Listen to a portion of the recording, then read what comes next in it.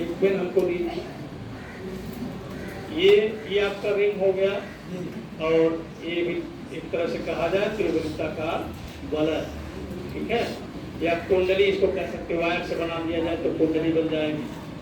धारावाही कुंडली, इसमें धारा प्रवाहित हो रही। फिलहाल इसमें मतलब क्या है कि ये कुंडली हो गई, अब इसका सेंटर कहाँ होगा, इस बीच में यहाँ पे सेंटर होगा। और ये जो पेन हमने रखा है यहाँ पर, ये इसका अक्ष हो जाएगा। ये क्लियर हो गया, ये इसका अक्ष हो गया। तो पेन का मान लो जो लास्ट में टिप है वहीं पर मैग्नेटिक फील्ड निकालना। क्लियर। अब ये पूरा इसमें करंट तो प्रवाहित हो रहा है, तो कहीं भी हम छोटा सा पार्ट लेते हैं तो ये डीएल बन गया, यहाँ डीएल, यहाँ यहाँ कहीं भी ले सकते हैं डीएल ना।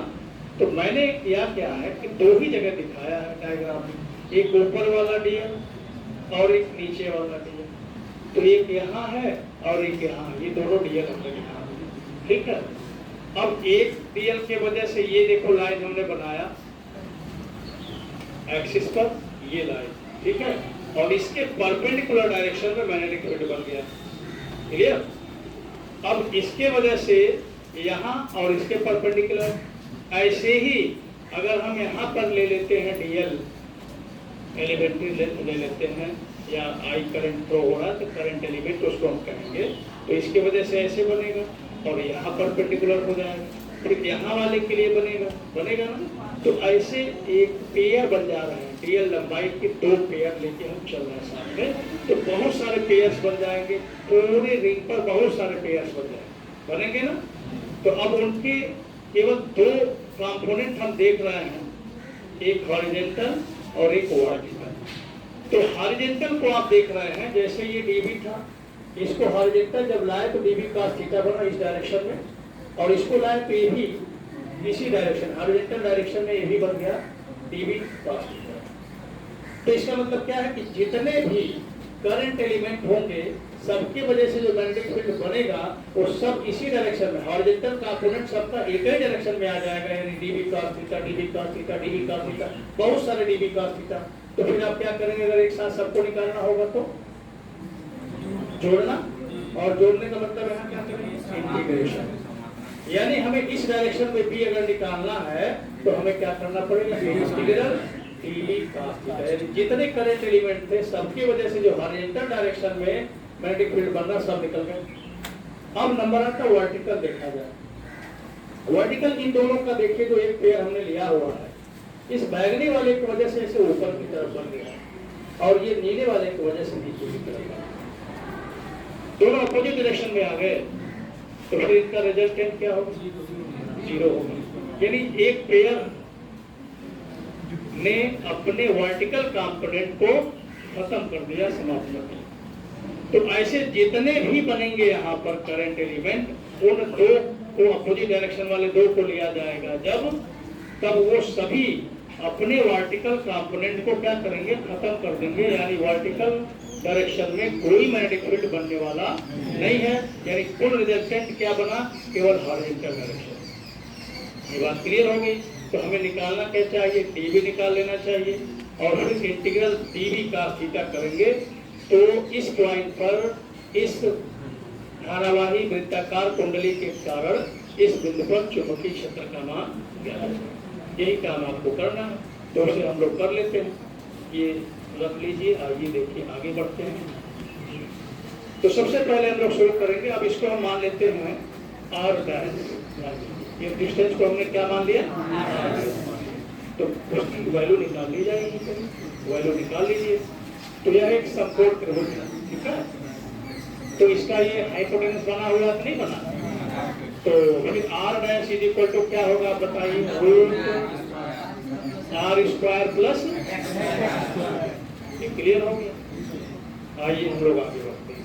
तो लिखेंगे बायो सेवर्ट के नियम से डीएल लंबाई के कारण उत्पन्न चुंबकीय क्षेत्र dB is equal to mu naught upon 4 pi I dl sine upon ये आर डैश का स्क्वायर। समझ गए ना, वो डिस्टेंस टू आर डैश है ना। अब हमने साइन के बाद अभी कुछ लिखा नहीं, तो एक बार और समझना होगा कि यह जो एंगल है कितना है। आपको लगता होगा कि एंगल थीटा है, ऐसा लग रहा है नहीं लग रहा? तो ये गलत है। अब वो एंगल है कितना ये समझना होगा। ये जो करंट एलिमेंट है अगर हम यहाँ लेंगे तो इसका डायरेक्शन ऐसे हॉरिजॉन्टल होगा कि नहीं होगा? क्लियर हो गया? अब हम ये कहेंगे कि ये पेन इस जो हमने यहाँ पे लिया है डीएल लंबाई उससे किस एंगल पर है? 90 बोलो 90। अगर हम ऐसे कर दिए तब कितने एंगल पर? तब भी 90 पर है। नहीं समझ में आ रहा? हमें एंगल इससे चाहिए ना। आप गलतफहमी कहाँ हो रहा है आपको? आप इस प्लेन से एंगल निकालने लग रहे हैं। इस प्लेन से तो एंगल आपका ये आपका 90 नहीं बन रहा है। ये प्लेन है और ये एंगल तो 90 ये थोड़ी ना बन रहा। लेकिन मैं किससे पूछ रहा हूँ? हम कह रहे हैं इससे ये जो करंट एलिमेंट है यहाँ पर एलिमेंट्री लेंथ लिया गया ये वाला, इससे तो इससे क्या है 90 यहाँ भी है। ऐसे घुमाइए तब, ऐसे घुमाइए तब, तो जैसे भी घुमाएंगे हमेशा क्या होगा? ये मामला है। क्लियर हो गया? तो ये आपका बन गया साइन 90 डिग्री। ठीक है? तो आपको मिला dB equal to mu naught upon 4 pi बोलो I dl। अब साइन 90 की वैल्यू r डैश की वैल्यू तो रूट है, स्क्वायर करोगे रूट हट जाएगा, r स्क्वायर प्लस ये आपका बन गया। ठीक है? अब इसके बाद संपूर्ण चुंबकीय क्षेत्र निकाल लीजिए। संपूर्ण चुंबकीय क्षेत्र B बराबर इंटीग्रल, बस यही काम करना कुछ लेकिन dB और साथ में क्यों cos थीटा? क्योंकि उसके अलावा कुछ बचा नहीं। ठीक है? वर्टिकल कंपोनेंट सब खत्म हो गए। अब आगे हम बढ़ेंगे, इंटीग्रल dB की वैल्यू उठा के रखेंगे mu naught upon 4 pi I dl upon r square plus x square. बोलो भाई क्लियर? आपको ये पता है कि जोड़ेगा कौन?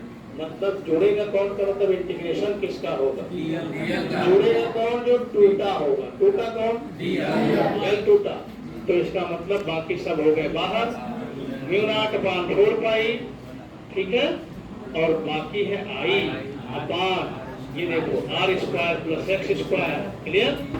और ये देखो अभी हम लोग cos थीटा रखे थे, रख दिया जाता है। cos थीटा की वैल्यू भी रख लीजिए।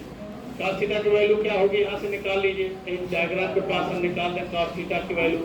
तो अब देखिए ये थीटा है, ये बेस होगा।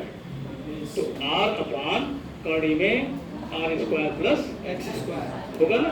हमने लिखा है यहाँ पे r और नीचे लिखा कड़ी में r square plus x square. ठीक है?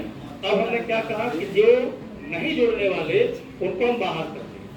तो अब इसको भी बाहर करेंगे। तो यहाँ पे पावर कितना? जल्दी बोलो।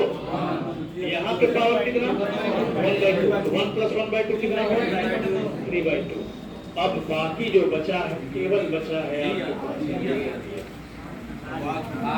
तो r कहाँ गया? r बाहर निकालने वाले थे। अब देखो ये जैसे dl छोटा dl ऐसे करते करते पूरा जोड़ दिया तो क्या बन गया? पूरा इसका सर्कमफ्रेंस बन गया। नहीं बन गया? क्या होता है? 2 पाई। तो इंटीग्रल dl की वैल्यू यहाँ पे क्या है? 2 पाई। तो अब हम यहाँ लिखते हैं, यहाँ जगह है, यहाँ लिख देते हैं। तो b इज इक्वल टू आ गया mu naught upon 4 pi I r upon r square plus x square whole to the power 3/2 into 2 pi r। अब देखो क्या होने वाला है। b इज इक्वल टू पहले तो पाई से पाई गया, क्या बचा? म्यू नॉट 2 से 4 गया, 2 बचा, I बचा। अब एक बार यहाँ क्या हुआ? Square upon r square plus x square and whole to the power 3/2।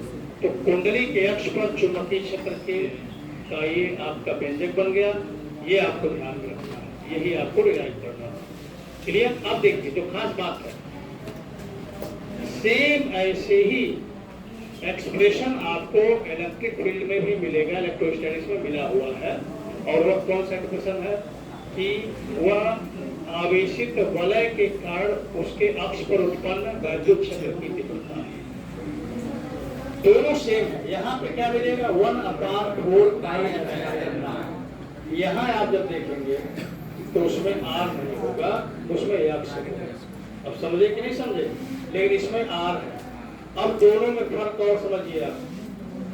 आवेशित वृत्ताकार वलय के केंद्र पर वैद्युत क्षेत्र का मान 0 होता है। मालूम है कि नहीं मालूम? तो जब यहाँ x होगा और जब केंद्र के तरफ ले जाएंगे तो x बराबर 0, केंद्र पर क्या होगा? x बराबर 0। जैसे x बराबर 0 रखेंगे तो E यानी वैद्युत क्षेत्र की तीव्रता 0 हो जाएगी। और यहाँ पर अगर आपको केंद्र पर निकालना है तो आप x बराबर 0 करेंगे तो क्या यह भी 0 हो जाएगा? नहीं, क्योंकि ये 0 होता ही नहीं है। इसके पहले आप बात कर चुके हैं। और केंद्र पर क्या होता है? V = μ0/2 I/R होता है। अभी x = 0 रख के तुरंत देख लीजिए, ये आपका आंसर आ जाएगा। तो समझ गए पूरा? तो कंफ्यूजन को दूर रखना है, दोनों आर्टिकल को ध्यान में रखना है, ये आपसे पूछा जा सकता है। क्लियर? सभी बोर्ड के लिए इंपॉर्टेंट है, CBSE, ICSE, UP जितने भी बोर्ड है सबके लिए। ठीक है।